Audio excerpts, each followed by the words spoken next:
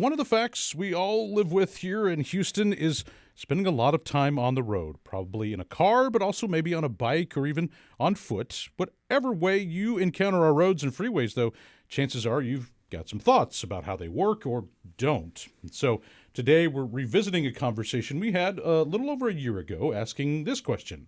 If you had a magic wand or maybe just a ton of money and time, how would you redesign or change a particular Houston road or freeway or interchange in our city?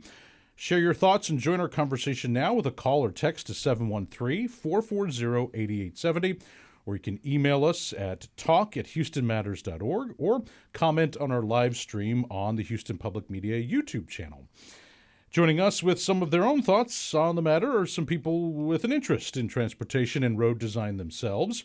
Joe Catrufo is the Executive Director of BikeHouston. Mandi Chapa is a lecturer at the Rice University School of Architecture, I should say. And Jennifer Hadayia is the Executive Director of Air Alliance Houston. Good morning to you all. Good morning. Good morning. Glad to have you. And so, Mandi, I'll start with you since you're someone who thinks about design and architecture. I mean, briefly, what kind of comes to mind for you about how you might redesign either a particular road or roads in general here in Houston? Thank you. Well, how I would approach that would be, first of all, in an area, what does the area have to offer? What are the destinations around there? Would you feel safe taking that route? Is there a route to get to through that? And then is the walk there, drive there, bike trip there interesting? I would take on Memorial Drive from Shepherd to Memorial Park because I feel like there's a lot of residents around there needing to get there in various ways, and we want people to get to parks on foot and on bikes. And it is a six-lane street with sometimes a turn lane. And so if you're going to the park, you're needing to cross 7 lanes of traffic. So that's what I would take on. One time stuck in traffic there, a cyclist trying to cross the street lost control and ran into the side of my vehicle. So and she was okay, thankfully, but it's like, wow, okay, obviously you got to maybe some more ways to cross that busy thoroughfare would be good. Joe, you're a cycling advocate. I imagine where some of your thinking might lie on some of this, but I mean, what's some of the things that come to mind, the first thing when you think about, man, we need to redesign this? I think before we can dream big about redesigning full streets, we need to think about the truth on the ground right now. 2 years ago, we had lots of street transformations already in the works. And most of those street transformations have been canceled, or Mayor Whitmire has forced them to be redesigned. And that's not free. That costs hundreds of thousands of dollars every time you want to redesign a street. Projects that had broad community support, projects that were fully funded, fully designed, have been forced to be redesigned. Montrose Boulevard, maybe the most famous example now. Antoine Drive, Telephone Road now, forced to be redesigned. And these redesigns are not being done with best practices in safety and traffic engineering. They're being done to suit the personal preferences of the mayor.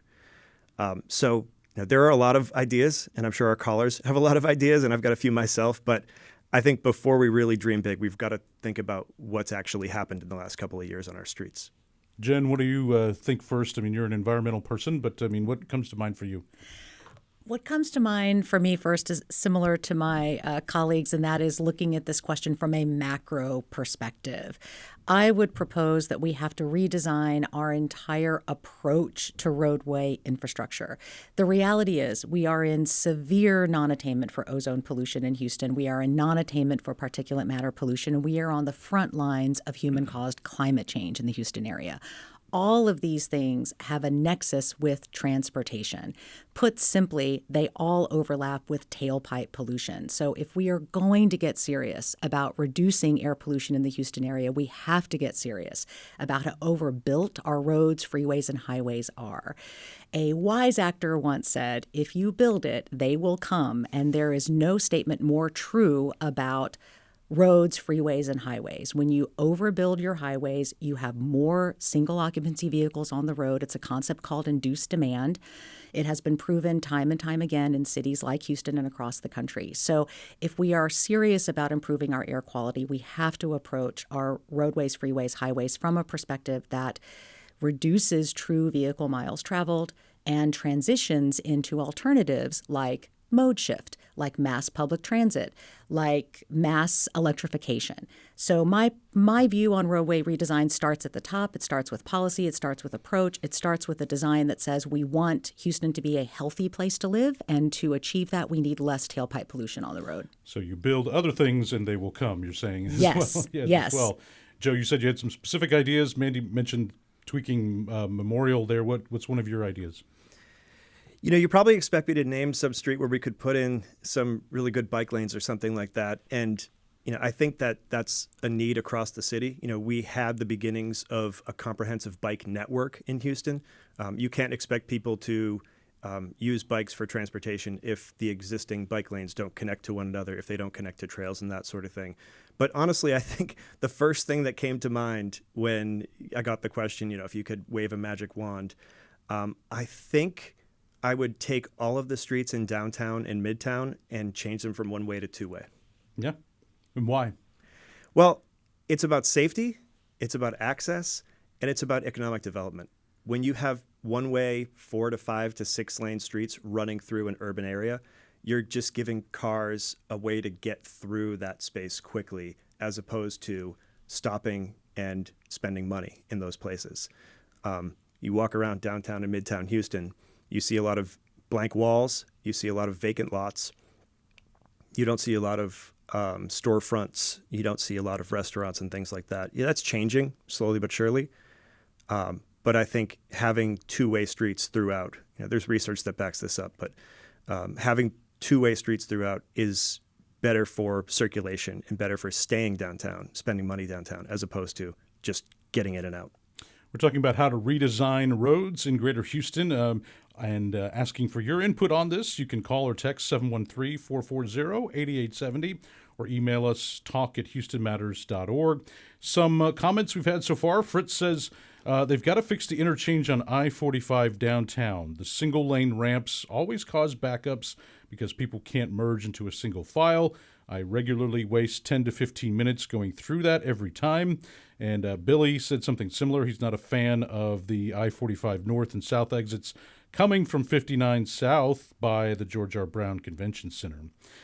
Quinn says he thinks we need rail to connect the cities within 75 miles of Houston to our airport. This could take 150,000 vehicles off the road daily.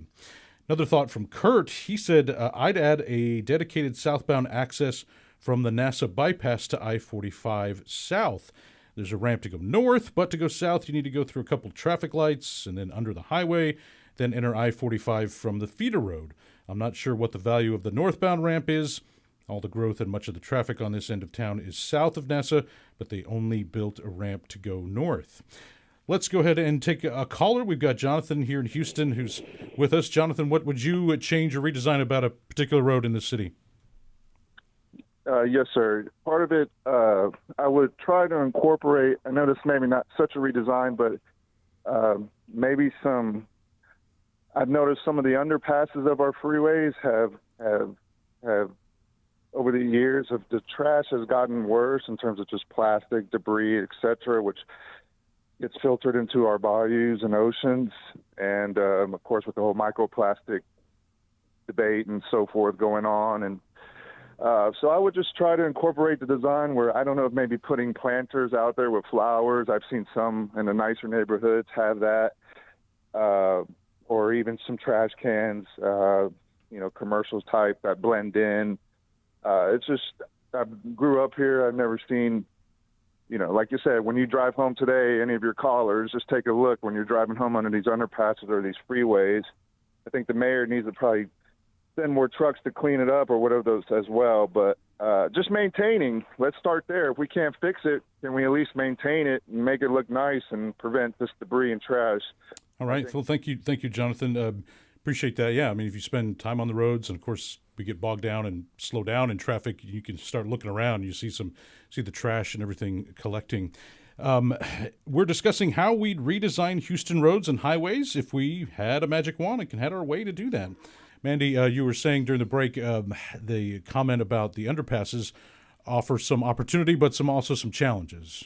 That is right. I think that the freeways have divided communities, and there is an important thing to do there in terms of design and how we can do that while it is hard to upkeep plants because of watering and the lack of sun.